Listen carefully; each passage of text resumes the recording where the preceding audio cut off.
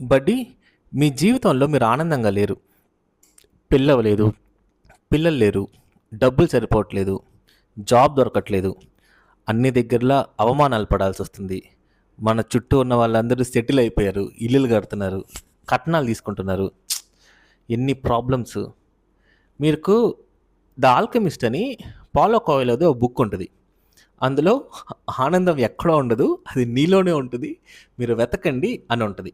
ఇప్పుడు ఆనందం నాలోనే ఉంటే అసలు వెతకాలన్న ఆలోచన రాదు కదా. ప్లేట్లో అన్నం ఉంటే ఎందుకు చుట్టూ చూస్తాం, తినేస్తాం కదా.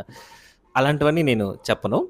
అయితే మార్క్ మ్యాన్సన్ది 'the subtle art of not giving a fuck' అన్న బుక్ ఉంటుంది.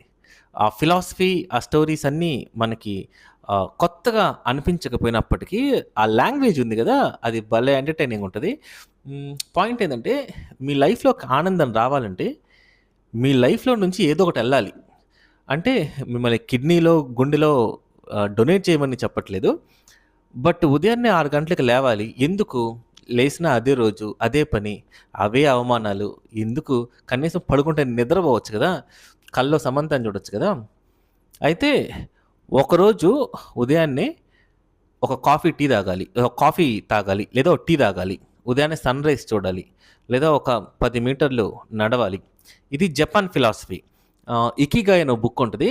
మొత్తం ప్రపంచంలో కల్లా కూడా ఎక్కువ డిసిప్లిన్ ఉండేది, మోటివేషన్ ఉండేది, చూసి ఇన్‌స్పైర్ అవ్వగాల్సిన క్వాలిటీస్ ఉండేది జపాన్ వాళ్ళకే. సో, ఒకరోజు ఒక పని చేద్దాం అనుకోని, ఆ పని చేయడానికి ఉదయాన్నే లేవాలి. ఆ పని చేసేయొచ్చు నువ్వు 10 నిమిషాల్లో. ఇంకంతే. ఆ రోజు నీ టాస్క్ అయిపోయింది.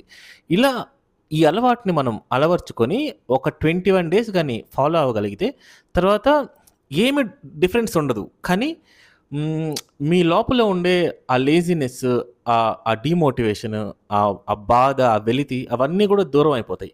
అంటే it's something like a healing. So, happiness అనేది అది వెతికితే దొరకదు. అది మనం సంపాదించుకోవాలి. It's not a gift, it's a result.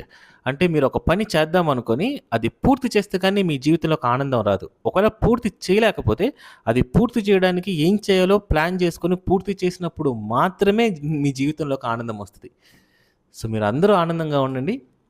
నన్ను ఆనందంగా ఉంచండి.